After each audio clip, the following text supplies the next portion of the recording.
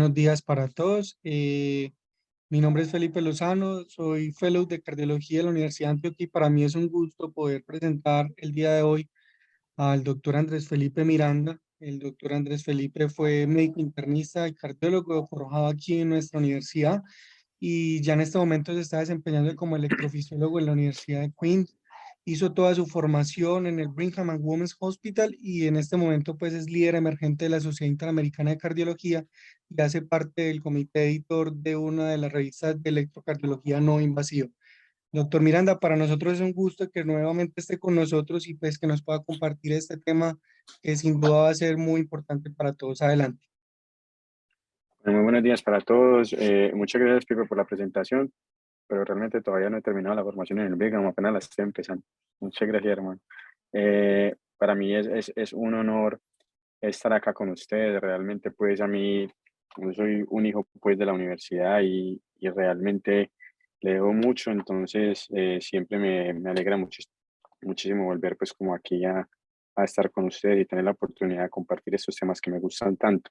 Eh, bueno, sin más preámbulo, pues vamos a hablar entonces hoy de ablación no fluoroscópica en procedimientos de electrofisiología y tengan en cuenta esta imagen a partir de ese momento porque al final de esa presentación es muy posible que podamos modificar algunas cosas de ellas. Em, Como siempre, pues digamos que empecemos con el conflicto de interés. Y realmente el único conflicto de interés que tengo para esta presentación son estos cuatro y es, tenemos que tratar de superar estas barreras que les puse acá.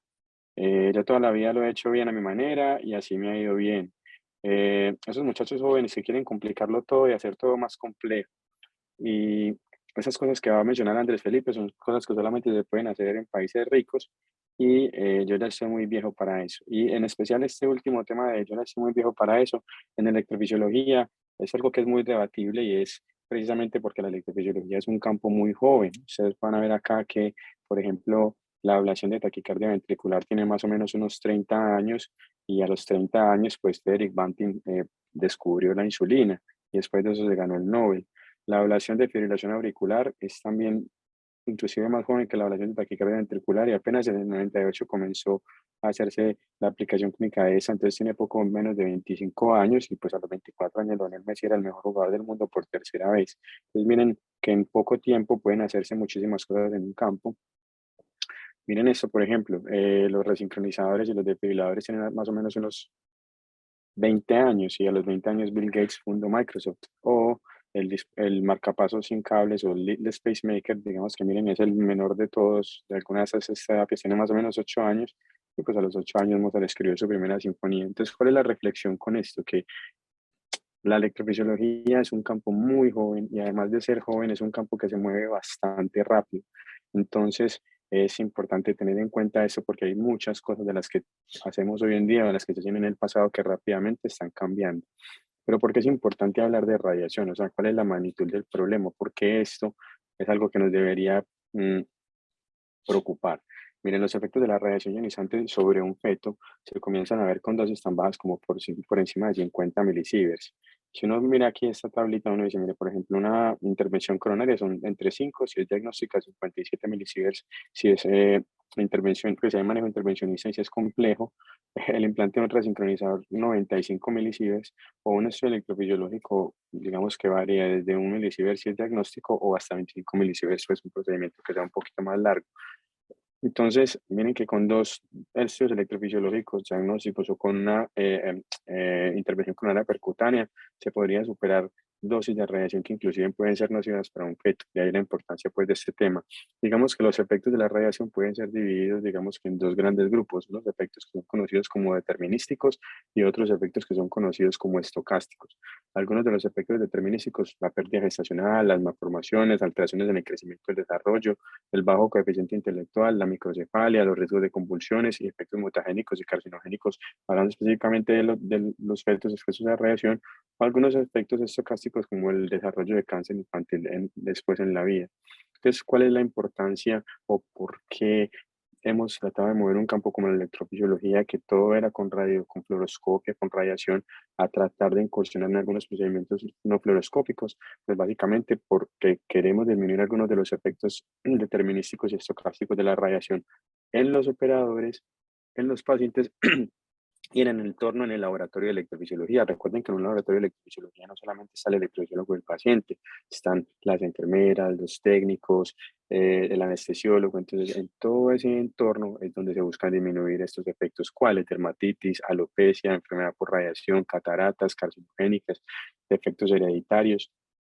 Otras cosas como el desarrollo de las técnicas no fluoroscópicas van a permitir ampliar algunas de las poblaciones que se pueden beneficiar de los estudios electrofisiológicos, como las mujeres embarazadas, que es un tema que vamos a tocar más adelante, específicamente por la población que tienen ustedes allá en San Vicente, y los pacientes más jóvenes, la reducción de lesiones ortopédicas en el operador, y esto es muy importante. Yo les voy a mostrar algunos números, y para algunas personas, por ejemplo, como para mí, eh, combatir la sudoración asociada a cargar un plomo de 30 libras es importante, así usted no va a tener que utilizar este desodorante que pica bastante y es bastante irritante.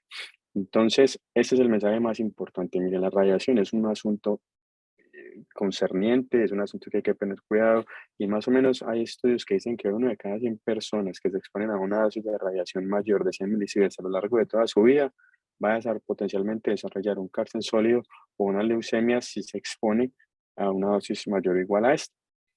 Y hablando específica de las lesiones musculares de los operadores, miren esto: 50% de los cardiólogos intervencionistas tienen lumbalgia crónica. Uno de cada tres ha faltado al trabajo a lo largo de toda su vida por problemas musculoesqueléticos al menos una vez. El 25% sufre de problemas crónicos en la cadera, la rodilla o en los tobillos, y comparado con otros profesionales de la salud, los especialistas en intervencionismo presentan más incidencia de hernia discal, e inclusive en algún momento, más o menos en los 90, cuando se hizo esa encuesta en el 97, se acuñó un término que se conoció como la enfermedad discal del intervencionista. Entonces, eso es definitivamente un tema desde el punto de vista del operador. Y miren esto tan interesante, es una diapositiva muy compleja, pero se las voy a tratar de mostrar. Es un estudio del 2017 donde trataban de evaluar los cambios en el DNA agudos inducidos por la radiación en personas que realizaban procedimientos endovasculares aórticos. Y miren cómo la cantidad de radiación a la que el operador se expone varía con la complejidad de la intervención aórtica. Esos son eh, infrarrenales, estos son bifurcados y estos son fenestrados, pues prótesis bifurcadas y prótesis fenestradas, que son más complejas de poner.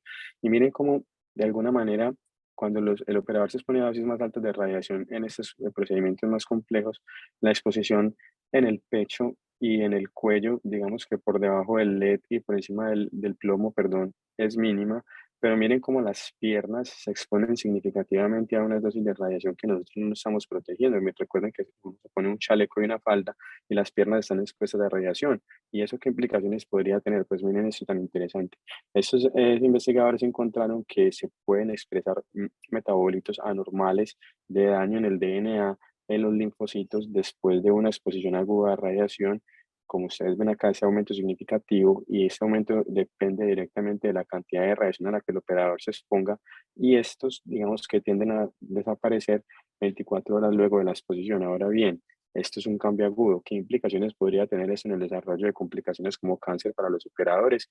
Esa es la pregunta que, digamos que todos más o menos le tenemos miedo y nos hacemos todo el tiempo. Entonces, hay evidencia de que hay daño agudo en el DNA asociado a la radiación, inclusive utilizando los dispositivos de protección convencionales. Entonces, la radiación es un asunto.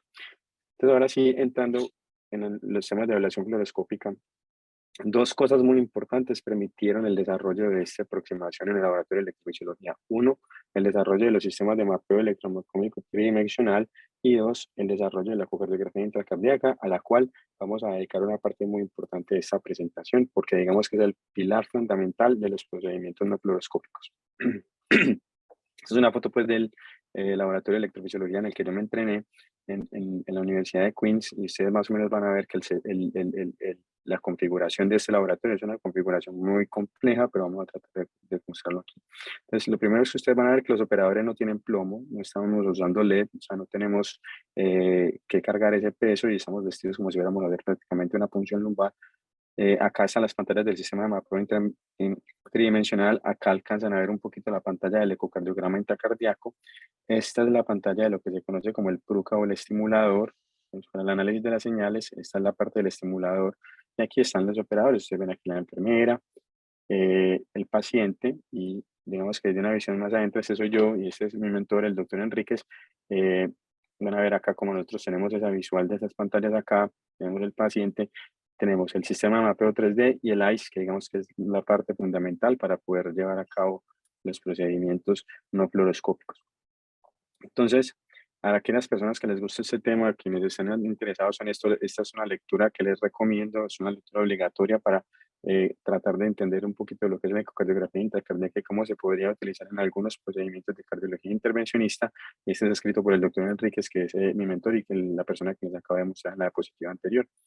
Entonces, nuevamente, como todo en electrofisiología, las cosas son nuevas. Miren, la ecocardiografía intracardíaca se originó como principio hacia más o menos 1981 con un modo EM, como ustedes pueden ver acá, tratando de evaluar básicamente el movimiento del miocardio, como ustedes compran acá con el electrocardiograma de superficie, y evolucionó a lo que tenemos hoy como cardiografía intracardíaca. Eso es un catéter de ICE, que básicamente lo que quiere decir es intracardiac ecocardiogram convencional, donde ustedes van a ver que lo que tiene es un transductor en la punta, y ese transductor tiene la capacidad eh, mm, de generar imágenes a través de ultrasonido en este cristal piezoeléctrico que ustedes ven acá. Hay varios, hay 3 o 4 catéteres de ICE en el mercado. Digamos que su tamaño va de 8 a 10 French, eso es importante por el tamaño del acceso, y digamos que la penetrancia que tiene puede ir hasta más o menos 15 centímetros. Eh, el concepto de ICE es más o menos eso es digamos que tiene un mango del cual se pueden controlar 2 movimientos básicos, que es de flexión anterior y posterior, o torque derecho e izquierdo, y la idea es girar ese catéter de ICE dentro del corazón en las diferentes estructuras para tener las diferentes vistas que ya les voy a mostrar. Entonces se puede avanzar un catéter de ICE hasta el corazón desde las venas femorales sin necesidad de utilizar rayos X. ¿Y eso cómo se puede lograr? Básicamente recuerden que yo les decía que el cristal piezoeléctrico del catéter de ICE está en la punta y digamos que solamente tiene visión hacia el frente. Entonces, cuando el catéter está en un vaso, usted va a ver así negro encima, o sea, como está acá, va a ver la luz del vaso y este es el tejido. Cuando usted encuentra una bifurcación, miren que se ve claramente que es una bifurcación donde hay un componente anterior y un componente que va pues en un paralelo con la vena. Entonces, digamos que aquí lo que tiene que hacer es como tratar de meterse o clavarse dentro de esa vena. Eso se logra dando un poquito como de flexión anterior a la punta del catéter. Y pues si usted está acá, miren que básicamente usted está viendo que se le está cerrando ese lumen aquí, y si eso le pasa, lo que usted tendría que hacer ahí es darle un poquito de deflexión posterior a su catéter para recuperar esta luz o esa visión como transversal del vaso, para que le garantice a usted que está en el medio del vaso y que puede avanzar sin necesidad de tener que ver en rayos X. Una vez usted llega al corazón, miren, aquí está, hay digamos que una animación, una representación gráfica de la manera como el catéter estaría ubicado en la aurícula derecha. Entonces, lo que estamos viendo es esto: todo lo que esté más cerca del cristal, del transductor, está en el tope de la pantalla, y lo que está más lejos está en el fondo de la pantalla. Entonces, ustedes ven acá como si el catéter está en la aurícula derecha, la primera estructura que yo me voy a encontrar es la aurícula derecha, luego encontraría la válvula mitral y luego estaría viendo el ventrículo derecho. Inclusive aquí se alcanza a ver un pedacito de lo que sería la banda moderadora. Entonces, una vez en la aurícula derecha, esas serían las vistas de AES que se pueden tener, y la gran mayoría de estas vistas se van a lograr únicamente dándole un movimiento de torque en sentido horario a ese catéter. Entonces ustedes ven aquí como a medida que uno comienza a girar a través de la aurícula derecha, comienza a ver la aurícula derecha, la válvula tricuspidia, el ventrículo derecho, el tracto de salida del ventrículo derecho con la válvula pulmonar. Se comienzan a ver las cúspides de la aorta. La primera cúspide que se ve es la cúspide que está más cercana al septum, que es la no coronariana, luego la cúspide derecha. Cuando a medida que usted va girando y se va comenzando a hacer más posterior, comienza a ver el seno coronario, se comienza a ver el septum interauricular. Recuerden que lo que está más cerca del catéter siempre será la aurícula derecha, porque es ahí donde usted está. Luego la aurícula izquierda, comienza a verse aquí el apéndice, la aurícula izquierda con un poquito de las venas pulmonares, como se puede ver acá y acá. Luego, a medida que se sigue girando, ve la porción posterior de la aurícula izquierda, y se comienzan a ver otras estructuras de la aurícula derecha a medida que usted ya dejó de girar. Dejó de ver la aurícula izquierda y se vuelve más posterior. Se comienza a ver la vena cava superior, el Richard IV, más componentes de la aurícula derecha, la cresta terminales, miren que se logra apreciar muy bien, es muy importante desde el punto de vista de electrofisiología porque hay muchas taquicardias auriculares que se originan ahí, y el apéndice auricular derecho, y usted si sigue girando va a volver a esta vista que se conoce como el home view o la vista inicial. Una vez uno tiene todas las vistas desde la aurícula derecha, lo que puede hacer es meterse al ventrículo derecho con el catéter de Lice para tratar de tener estas visiones. Entonces usted ya va a tener visiones del ventrículo derecho y del ventrículo izquierdo. Entonces aquí ve como el catéter de ahí básicamente se está clavando dentro del ventrículo derecho, está buscando meterse a esa punta que ve. Y aquí tenemos el septum interauricular, acá se alcanza a ver un pedacito, el interventricular, perdón. Y si uno se mete el ventrículo derecho y comienza a girar, va a comenzar a ver estructuras del ventrículo derecho y el izquierdo. Entonces aquí comienza a ver los músculos papilares, la banda moderadora del ventrículo derecho. Esto es el septum interventricular. Y aquí ya esto sería el ápex del ventrículo izquierdo. A medida que uno va girando más, abre el ventrículo izquierdo completamente, el septum interventricular, ventrículo derecho en la parte superior. Recuerde que es la cavidad en la que usted está. Aquí se ve el pericardio y el espacio pericárdico, y esa es una vista muy importante para buscar complicaciones o derrame pericárdico antes o después de los procedimientos. Ya luego comienza a verse la válvula mitral, tanto la valva anterior como la valva posterior, los músculos papilares, como ustedes ven acá, que son importantes para, digamos que, mapear y hacer ablación de algunas contracciones ventriculares prematuras que se originan allí. Aquí ya luego comienzan a verse un poco del tracto salida del ventrículo izquierdo y de las cúspides coronarianas, que son también de interés para la ablación de contracciones ventriculares prematuras, la aurícula izquierda, la continuidad mitral, que es una zona frecuente de origen de contracciones ventriculares prematuras, la aurícula izquierda, y el tracto de salida del ventrículo derecho finalmente, que también es de interés para la ablación de contracciones ventriculares prematuras. Algunos sistemas de mapeo tridimensional tienen esto que se conoce como CartoSound, o una integración entre la generación de anatomía a partir de las imágenes de ICE, que es esto que ustedes ven aquí. Entonces, a medida que usted va girando o que va viendo esas estructuras en el ICE, los sistemas de mapeo electroanatómico las pueden obtener, y de alguna manera usted, al terminar de hacer una vista de ICE, ya tiene una reconstrucción tridimensional de la cámara que va a mapear y ya sabe de alguna manera cuál es la geometría a la que se va a enfrentar. Todo esto permitió que, digamos, que ablaciones que en el pasado se consideraron tan complejas como la ablación de fibrilación auricular pudiera llevarse a un nivel de que pueda hacerse completamente sin fluoroscopia. Y este, digamos, que es un artículo que le recomiendo de lectura nuevamente al doctor Enríquez, eh, eh, liderándolo, y es básicamente un step-by-step approach, o la generación de un protocolo para la ablación de fibrilación auricular no fluoroscópica. Les vamos a dar algunos videos que voy a tratar de pasar muy rápido. Básicamente esto es cómo empieza. Miren que aquí no tenemos nada. Este es el catéter del seno coronario subiendo a través de la vena cava inferior, llegando al corazón y tratando de posicionarse a través del seno coronario. Miren que todo lo hacemos a través o guiado del sistema de mapeo tridimensional. Aquí no estamos dando rayos X para posicionar el seno coronario. Se mete el catéter al ventrículo derecho y se retira el ventrículo derecho para tratar de caer ahí en el seno coronario. Una vez se logra esto, digamos que uno ya tiene una idea burda de la anatomía a la que se está enfrentando, se obtienen como algunos puntos de anatomía de la aurícula derecha, y aquí se comienzan a avanzar los otros catéteres. Aquí viene el catéter del ventrículo derecho. Una vez uno ya tiene esto, miren que aquí ya tenemos una idea inicial de la anatomía. Tenemos la vena cava inferior, la aurícula derecha, el seno coronario, la vena cava superior. Y aquí ya más o menos uno ya, aquí ya este punto amarillo representa el GIS. Entonces, digamos que ya hay algunas cosas o algunas reconstrucciones de la anatomía básica, y con eso se puede hacer la transeptal, que si ustedes ven aquí este puntico verde que viene bajando, es la aguja de punción transeptal, que este tipo de agujas que se está utilizando en este caso en particular puede verse en el sistema de mapeo 3D, pero no siempre es necesario. ¿Por qué? Porque cuando usted tiene una buena vista de ahí del septum interauricular, uno ve cuando la aguja cae específicamente aquí en la fosa ovalis para la punción transeptal. Entonces no siempre es necesario poder ver la aguja en el mapeo 3D, pero se puede ver, y es una de lo que es posible, es algo que es posible hacer en algunos laboratorios dependiendo de las herramientas. Entonces ustedes ven aquí cómo, ¿por qué no es necesaria la fluoroscopia? Pues usted ve que su aguja de punción transeptal está exactamente en el septum interauricular, que no está muy anterior en contacto con la aorta, que no está muy posterior de alguna manera que usted pueda perforar la pared posterior de la aurícula, que el alineamiento que usted está teniendo de esa aguja de punción transeptal es perfecto porque está alineado con la entrada de las venas pulmonares, que es lo que usted quiere para una ablación de FA. Entonces aquí la fluoroscopia no es necesaria.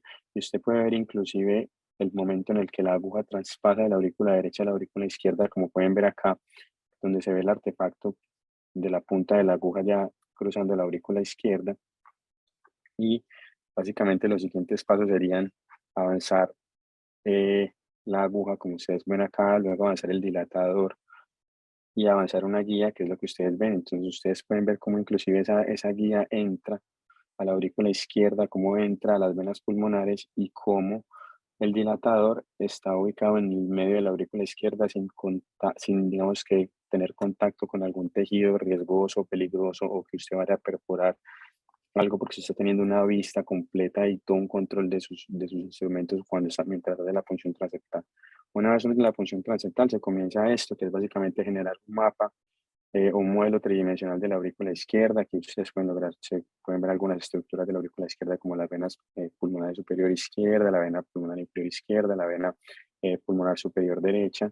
Y este es un mapa de voltaje donde pues, ven el catéter de seno coronario y cómo todo a través del sistema hematodo tridimensional, usted a partir de no tener nada, como les mostraba al principio, ya tiene una anatomía de la vena cava inferior, la vena cava superior, la aurícula derecha, hizo la punción transeptal y ahora está haciendo la anatomía de la aurícula izquierda, que es más o menos la idea final, es lograr tener un modelo similar a este para usted luego editarlo y comenzar a hacer su aislamiento de venas pulmonares alrededor de las venas que ven acá. Eso digamos que para ablación de fibrilación auricular. También se pueden hacer otros procedimientos de electrofisiología. Obviamente aquí la limitación es el costo, que pueden ser gasofluoroscopia, por ejemplo, como este que ustedes ven aquí. Esta es la ablación de una vía accesoria lateral izquierda. Ustedes ven aquí en el electrocardiograma abajo como el QRS es ancho y tiene claramente una banda delta. Ahí comienza una lesión de ablación y van a ver dentro de un instante aquí que la vía accesoria desaparece durante los primeros 2 segundos de ablación, que es un desenlace, pues, digamos que perfecto para ese tipo de procedimientos. Entonces, también se pueden hacer ese tipo de procedimientos. Miren, ustedes ven acá lo mismo, una reconstrucción tridimensional de la aurícula derecha, posteriormente la punción transeptal, ubicación de un introductor en la aurícula izquierda y un catéter de ablación que luego pues va a lograr. Este es un caso diferente, es una ablación de una taquicardia por reentrada nodal, también se puede hacer en nuestro país. La limitante para lograr esto sería el costo. Esta es una mujer de 48 años con una larga historia de palpitaciones, inicio súbito con algunos síntomas asociados, múltiples visitas al servicio de urgencias, hasta que se logró obtener este electro donde ustedes ven una taquicardia rítmica de complejos estrechos y pues en algunas de las derivadas se alcanzan a ver estos que parecieran unas ondas P retrógradas, sugestivo como de una taquicardia por reentrada nodal.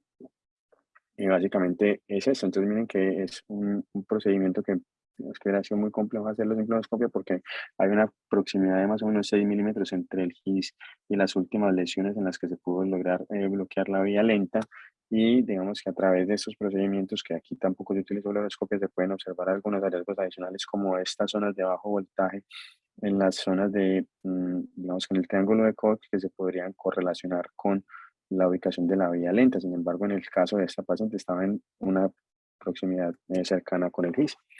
Otros procedimientos, digamos que más complejos, este es un caso que muchos de pronto algunos de ustedes conocen, que tuve la oportunidad de publicar. Esta es una paciente con un síncope inducido por deglución a la que se hizo una cardioneurablación por fluoroscopia. Digamos que este pues es un caso interesante porque es el primer caso en el que este tipo de procedimiento se describía con una aproximación no fluoroscópica. Es una mujer de 65 años que había sido remitida para el implante de un marcapasos bicameral porque tenía síncopes decurrentes, pero en el interrogatorio todo se pudo dar cuenta que estos síncopes eran siempre cuando la paciente consumía alimentos sólidos como pastas, carne o pan. Este es un holter que se pudo lograr de la paciente durante la alimentación y ustedes ven cómo hace episodios de bloqueo B completo con una, digamos que el lentecimiento progresivo pues de estas ondas P, como pueden ver aquí que hay un leve alargamiento, todo eso muy sugestivo de un componente vasovagal y digamos que esos síntomas pudieron ser reproducibles durante la paciente mientras estuvo hospitalizada. Se le dio un sándwich de pan integral, que es, digamos que, pues sin nada de tomar, la paciente básicamente reprodujo los síntomas y reprodujo episodios de bloqueo AB. Con eso se le hizo el diagnóstico de un síncope de glutorio, que es un síncope vasovagal, y lo que se le ofreció a esta paciente en lugar de un marcapasos como una indicación hasta ese momento off-label, fue una cardioneuroblación para tratar de disminuir ese influjo vasovagal y Este procedimiento se hizo guiado pues con una approach fluoroscopia. Lo que ustedes ven aquí son estos puntos a lo largo de todas estas zonas blancas que representan los plexos ganglionares que llevan el influjo parasimpático al corazón, y lo que se hace es lo que les vamos a mostrar aquí, que es básicamente dar lesiones de ablación en estas zonas donde hay altas, digamos que donde hay altos fraccionamientos, y tratar de alguna manera como de ablacionar esas extensiones parasimpáticas ganglionares dentro de la aurícula izquierda y disminuir el influjo parasimpático. ¿Qué evidencia hay desde el punto de vista de, pues digamos que, valga la redundancia, de medicina basada en la evidencia de que las aproximaciones no fluoroscópicas son iguales de efectivas y, o al menos iguales de seguras desde el punto de vista eh, de efectos adversos en comparación con las aproximaciones tradicionales? No hay mucho realmente. La gran mayoría de estudios son observacionales diciendo que sí, que son comparables, que los resultados son similares y que no se aumentan los efectos adversos. Pero digamos que hay un estudio pues checo donde se hizo una comparación aleatoria. Son pocos pacientes, son 80, 40 pacientes en cada grupo, y ustedes pueden ver aquí que básicamente tanto digamos que los desenlaces desde el punto de vista de ablación como el tiempo y el tiempo libre de arritmias a los 12 meses son las complicaciones fue igual para ambos grupos. Entonces, digamos que hacer esto tipo de procedimientos no representa ningún riesgo para el paciente, y tampoco digamos que representaría un retraso desde el punto de vista de duración de los procedimientos. Obviamente, mientras la curva se hace, mientras uno se entrena, mientras uno aprende, digamos que se vuelve familiar con su workflow de trabajo, eso toma un tiempo, pero digamos que una vez la dinámica del equipo está establecida, es un procedimiento que se comporta igual, inclusive mejor que una ablación convencional con fluoroscopio. Y digamos que ya para comenzar a tocar el punto final de la conferencia, y es, quería mencionarles algo de ablación fluoroscópica en el tratamiento de arritmias en pacientes en edad estacional o en embarazo. Y eso es importante, sobre todo, digamos que es un tema que he venido hablando recientemente con el doctor Edison Muñoz y con el profe Francisco Villegas y con el mismo Felipe, porque la clínica cardiocéntrica, digamos que a medida que viene recorriendo cada vez más complejo, se comienzan a presentar pacientes con arritmias que son refractarias al manejo farmacológico y que de alguna manera van a necesitar una aproximación alternativa para un tratamiento definitivo como la ablación, en el cual en el pasado era prácticamente impensable, o pues que se podía hacer con algunas técnicas bastante complejas, como por ejemplo poniéndole eh, un LED a la paciente pues eh, eh, en el abdomen para protegerla de la radiación. Entonces aquí les vamos a dar un caso clínico que me compartió el doctor Villegas y el doctor Edison. Y Felipe es una mujer de 31 años, una gestante con un embarazo de 24 semanas, 2 semanas de palpitaciones y disnea y signos de falla cardíaca. Eso es el electrocardiograma. Ustedes pueden ver acá algunos hallazgos relevantes: una taquicardia rítmica de complejos estrechos, donde pareciera apreciarse como en algunas derivadas lo que pareciera ser una onda T versus una onda P de características atípicas. Cuando uno mira algunas derivadas, por ejemplo, como ABF, sí pareciera que hay una onda P metida dentro de la onda T. Lo mismo pasa en D3 y en D2, y lo mismo acá en D1. Entonces, mirando esa onda P más profundamente, sí pareciera que esta onda P no tiene las características regulares de una onda P sinusal, muy posiblemente esto compatible con una taquicardia arterial. Ustedes ven que la paciente fue refractaria a todo tipo de manejo farmacológico, inclusive desarrolló una taquicardiomopatía inducida por arritmia, como pueden ver acá con este compromiso importante de la fracción de eyección para una paciente que estaba en el segundo trimestre de gestación, con todas las complicaciones que esto podría acarrear tanto para ella como para el feto. La paciente se hospitalizó, se compensó desde el punto de vista de falla cardíaca, se manejó farmacológicamente, pero dado la refractariedad a los manejos farmacológicos, este fue, digamos que la aproximación que se escogió. Se decidió llevar un estudio electrofisiológico con ablación, y miren lo que se encontró acá tan interesante: una taquicardia atrial focal originada en la base del apéndice auricular izquierdo. Si el profe ya que está conectado ahorita, me encantaría que digamos que expandiera la discusión, y ustedes pueden ver aquí cómo durante la ablación, que es un endpoint, un desenlace ideal, se termina la taquicardia. Después de esto, miren lo importante de tratar a estos pacientes a tiempo. La paciente recupera su fracción de inyección, se compensa completamente y puede ser dada de alta. ¿Por qué es importante esto? Miren, este es un estudio que estamos intentando hacer con el doctor Edison, y pues ustedes pueden ver acá que con todos los participantes pues, de la clínica cardioestética, ustedes pueden ver acá que las arritmias son uno de los principales motivos de consulta de las pacientes cardioobstétricas en la cohorte del Hospital San Vicente de Paúl, y por eso digamos que tener alternativas para el tratamiento como esta es importante. Entonces eso nos da lugar a dar otro mensaje importante de esta conferencia, y es este, y es: las arritmias son muy frecuentes en el embarazo, son la causa más frecuente de valoración en un centro cardioobstétrico como el del San Vicente de Paúl, y lo importante de esas es esto que estaba aquí, que no les mostré, y es que se asocian con desenlaces adversos, tanto maternos como obstétricos, y también como para el feto. Miren eso, 24.3 por ciento de los niños producto de madres con complicaciones arrítmicas durante el embarazo van a tener alguna complicación eh, desde el punto de vista neonatal. Entonces, esa es una figura de un artículo muy reciente del Jack et al., publicado el año pasado, en 2022, donde ustedes pueden ver cómo para el tratamiento de arritmias supraventriculares, fibrilación auricular, incluso de arritmias ventriculares, la ablación en pacientes refractarios a las medidas farmacológicas es recomendada siempre y cuando estas fallen y siempre y cuando pueda ser llevada con técnicas de uso mínimo o de cero fluoroscopio. Eso ya nos permite, digamos, de alguna manera entrar a las conclusiones. Entonces, nuevamente, los procedimientos no fluoroscópicos son una alternativa que disminuye los riesgos para el operador, para el paciente y para el entorno. Recuerden esta diapositiva que les mostraba. Disminuye significativamente los efectos estocásticos de la radiación en el operador, el paciente. Disminuye el riesgo de complicaciones ortopédicas que resulta frecuente en cardiología intervencionista. Abre la posibilidad de expandir la terapia de ablación a poblaciones que previamente no fueron ni siquiera consideradas candidatos a manejo intervencionista, como las mujeres embarazadas. Y pues da la comodidad de no tener que usar un plomo que pesa 30 libras y salir como de un turco al final de un procedimiento en el que usted está parado 4 o 5 horas. Además, es importante proteger al operador y al paciente. Miren cómo solo después de una exposición a radiación ionizante, se dan modificaciones a través en los linfocitos de algunas moléculas que pueden ser eh, marcadoras de daño del DNA. Dos, la ablación fluoroscópica es una alternativa que es eficaz y segura. Los estudios de cohorte, los estudios observacionales dicen que son iguales de seguras e iguales de efectivas que la ablación con aproximación convencional. Y pues este RCT que les mostré, que digamos que sería la mejor evidencia, pues también demuestra que los resultados, tanto desde el punto de vista de seguridad y eficacia, son comparables.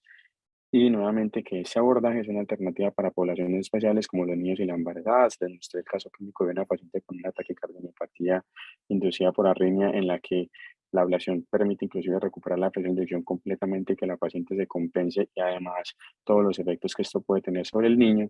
Y recuerden que inclusive ya, digamos que algunos artículos proponen esta terapia como una alternativa para el tratamiento de las arritmias en el embarazo, después de que la terapia farmacológica ha fallado, y ahí estamos, eso no es primera línea. Eso es más o menos lo que tenía para decirles. Quería guardar un espacio como para la discusión, por lo tanto, pues estaría abierto a preguntas. Nuevamente, muchas gracias por la invitación y por tener como la oportunidad de compartir con ustedes y con la universidad que tanto quiero. Muchas gracias y bueno, que se abra la discusión. Profe Miranda, Y muchísimas gracias de verdad por su espectacular charla. Pues aquí estoy revisando y lastimosamente el doctor Francisco no se ha conectado. Yo tenía unas preguntas, doctor Miranda, porque digamos lo que usted tocó un punto muy importante y es la parte de costos. No sé si en su experiencia que ha tenido allá en su proceso de formación, conoce de algún tipo de estudio o cómo han evaluado esa parte de costo efectiva, tratando de extrapolar un poco esa parte que es importante, por ejemplo, en nuestro contexto, en esa parte específicamente de la parte económica. claro, no, es una realidad, y yo creo que en nuestro país al menos, para arritmias que de alguna manera se pueden, digamos, que hacer o que se han hecho tradicionalmente con una ablación, con una aproximación convencional con fluoroscopia, como una reentrada nodal o como un flóter o algunas vías accesorias en población general. Digamos que introducir esto como un gol estándar en nuestro país es muy difícil, y el limitante sería el costo. Sin embargo, en casos excepcionales, por ejemplo, como mostramos las mujeres embarazadas, mujeres en edad gestacional, o pacientes que simplemente estén expuestos a grandes dosis de radiación por tratamientos anteriores, etcétera, es una alternativa. Sin embargo, en ese tipo de procedimientos especialmente, yo creo que hay que justificarlo muy bien. Ahora bien, en fibrilación auricular, en arritmias ventriculares, en otro tipo de arritmias donde usted de entrada necesita el uso de mapeo 3D, yo creo que perfectamente se podría utilizar. Digamos que el único componente adicional sería el ICE, pero digamos que la ventaja en algunos de nuestros centros es que se puede reutilizar ICE. Entonces, digamos que eh,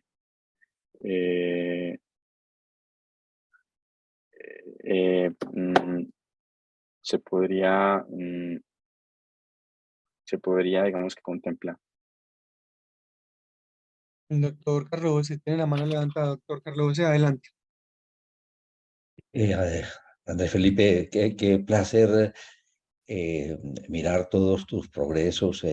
Uno como docente se siente feliz de ver el crecimiento de sus alumnos. Felicitaciones. Vi que te recibieron supremamente bien en el Brigham and Women's Hospital con el grupo que comienza estos 2 años de formación. Muchos éxitos, hombre. Lo que nos muestras es como si fuese para nosotros ciencia ficción. Qué fantasía. Quería preguntarte porque me he dado cuenta que en el Brigham hay un grupo que trabaja profundamente inteligencia artificial. Eh, ¿Qué aportes puede dar la inteligencia artificial a todos estos procesos que benefician de una forma tan especial a un grupo de pacientes como lo has mencionado? Bueno, muy buena esa pregunta. Vea. Digamos que desde el punto de vista pues, de la electrofisiología intervencionista, lo que se ha logrado ver es que el uso de inteligencia artificial inclusive podría predecir hablando específicamente de fibrilación auricular, cuáles serían las zonas en las que más frecuentes se generan algunas reconexiones en las venas pulmonares y donde se podría tener, digamos, que de alguna manera como más precaución durante el momento de la ablación. Entonces, eso es, digamos que desde el punto de vista, y desde el punto de vista de electrocardiografía, pues realmente ya hasta ahora no tengo ninguna experiencia con los grupos de acá, pero sí, como usted dice, sé que son grupos muy fuertes. Entonces, sí, eso sería más o menos como lo que se ha visto hasta ahora. Bueno, también con inteligencia artificial lo que se está intentando hacer es generar, digamos que unas lesiones que sean más durables y duraderas y reconocer, digamos que algunas zonas de la aurícula izquierda en las que se deben modificar algunos parámetros de ablación para tratar de mejorar los desenlaces de ablación. Bueno, doctor Miranda, yo tengo otra duda, pues, porque igual estaba revisando el tema, igual es algo que, digámoslo, se apenas se está conociendo un poco respecto a esto. Obviamente hay un gran porcentaje de arritmias que pueden ser susceptibles de este tipo de intervenciones no fluoroscópicas, pero no sé si hay algunas específicas, hablando ya de aspectos más anatómicos o si algún tipo de arritmia per se, que, digámoslo, no sean las mejores candidatas para ser sometidas a este tipo de tratamientos por este método. Qué pena, Pepe, repetime la pregunta, porfa, que no te entendí bien esa parte. Tranquilo, profe. No, sino que pues usted nos pintó un escenario muy importante porque la gran mayoría de arritmias, como lo vimos, pueden ser susceptibles de este tipo de tratamiento no fluoroscópico, pero realmente desconozco si existe algunas específicamente, ya sea por el sitio anatómico donde se originan, que puedan, digámoslo, no ser la primera opción de ser manejadas por este método no fluoroscópico.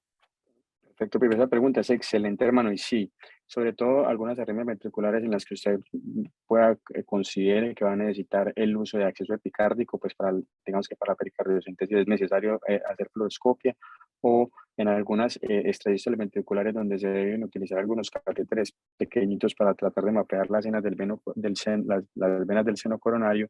Esos catéteres no se ven en los sistemas de mapeo tridimensional, entonces, y como hay que instrumentar el seno coronario, hay que utilizar contraste a veces y hay que ver en fluoroscopio en cuál de las venas del seno coronario eso está, cuáles son las ramas en las que están entrando. Entonces, en esos casos no se podría considerar ese tipo de abordaje. Buenos días, Andrés Felipe. Hola, Felicitaciones. profe. Me encanta la charla que has hecho y como todos estamos por acá en Medellín, estamos muy orgullosos de todos tus progresos. Te quería Bueno, preguntar muchas gracias. con relación al tiempo, el tiempo del procedimiento tradicional con este nuevo tipo de procedimiento es más o menos similar, por una parte. Y segundo, las personas cuando se le hacen estos procedimientos, el tiempo hospitalizado es igual o es menor.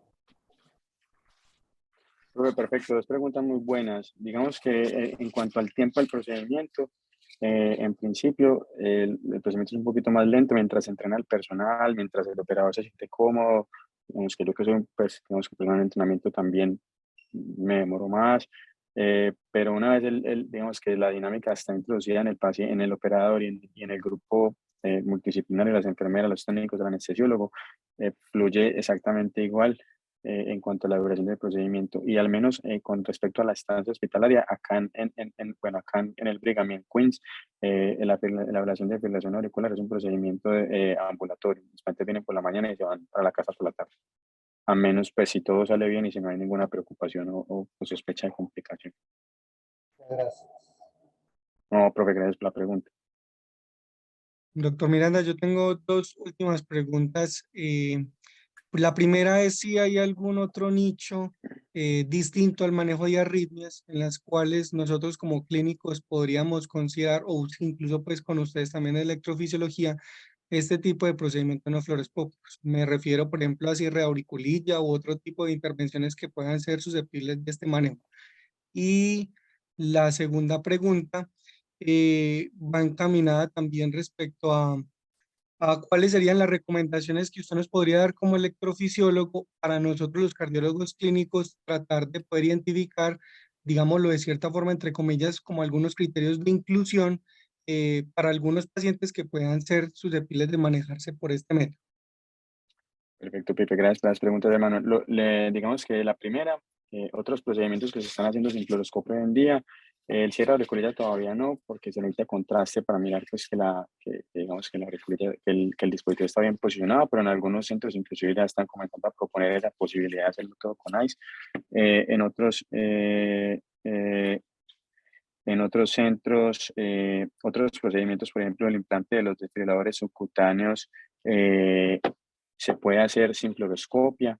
Aquí en el Brigham se hace sin fluoroscopia y digamos que ya estamos hablando de dispositivos y hay algunos reportes de implante de marcapasos leadless guiados por ICE y sin fluoroscopia, digamos, porque se está viendo exactamente dónde está liberando pues su marcapaso. Entonces miren que ya inclusive de las ablaciones nos estamos moviendo de alguna manera a algunos dispositivos de estimulación también. Y desde el punto de vista de los candidatos, yo creería que desde el punto de vista de cardiología clínica, esto es muy a discreción del operador. Desde el punto de vista de electrofisiología, es el electrofisiólogo que es quien escoge si se siente cómodo con esta aproximación o no. Entonces,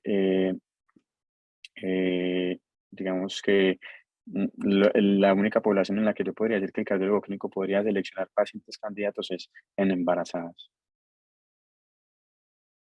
Perfecto, doctor. Muchísimas gracias. El doctor Santiago Giraldo había levantado la mano. No sé si ya quiere todavía hacer la intervención. Igual ya le estoy habilitando el micrófono por si desea. Doctor Santiago. Profesor Giraldo, Sí, ¿cómo están? Muy buenos días a todos. Muchas gracias, doctor Miranda. ¿Me escuchan? te escuchamos perfecto, profesor. Bueno, yo le quería hacer una pregunta al doctor Miranda. Muchas gracias por la charla, porque le abre a uno un panorama diferente y eso yo creo que es bueno para allá, posiblemente va la cardiología intervencionista y la electrofisiología.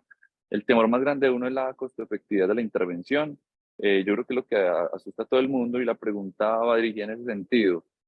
eh, que en Estados Unidos, quizás en Canadá, los estadounidenses no tienen un sistema económico muy sólido, pero la pregunta es el reuso del ICE, por ejemplo, puede hacer que este tipo de abordajes no fluoroscópicos sean más costo efectivos, que valga menos el procedimiento. Entonces quería preguntarle si en Canadá hacían reuso de insumos y que esto abarate el costo del procedimiento. En Estados Unidos, de más que esto no es así, pero era la pregunta si esto puede hacerlo quizás más barato y entonces más ampliamente disponible. Muchas gracias. Perfecto, no, gracias Santi por esa pregunta tan buena, hermano. Definitivamente en Colombia hay algunos centros que rehusan y digamos que el reuso, el insumo más caro o el insumo extra que se tendría que utilizar es una sonda de ICE. de eco intracardíaca, y afortunadamente, digamos, en Colombia algunos centros la reutilizan y eso abarataría pues el costo de ese insumo extra. En Canadá, y esa pregunta me encanta que me la hagas, sí se reusan algunos insumos en el centro en el que yo estaba al menos, y se reusaban las sondas de ICE, inclusive algunos catéteres también se reutilizaban, y incluso uno diría Canadá, bueno, primer mundo y toda la cosa, eh, pero se reusa la sonda de ICE, se reusan algunos catéteres, también intentando abaratar el costo. Acá en Estados Unidos sí definitivamente no se considera ni siquiera la posibilidad de reutilizar. Bueno, doctor Andrés, por lo menos Muchas gracias. del chat, doctor Santiago, muchas gracias. Por lo menos en el Muchas chat gracias. no hay más preguntas y por parte mía y el grupo no tenemos alguna otra. Doctor Andrés, estamos muy agradecidos de verdad. Como lo dijo el doctor Santiago, creo que es una oportunidad que nos abre muchos la visión de cómo está cambiando la parte intervencionista en el mundo de la cardiología, y de antemano pues agradecerle y felicitarlo pues por todos sus logros en la parte de formación que ha tenido, y muchísimas gracias por haber aceptado la invitación para estar con nosotros el día de hoy. No, muchas gracias a ustedes por tenerme y como les dije al principio, pues siempre agradecido con la oportunidad de volver a compartir con ustedes acá a la universidad y bueno, me siento muy feliz de volver a casa siempre. Muchas gracias. Doctor Miranda, muchas gracias y un feliz día para todos los asistentes. Que estén muy bien.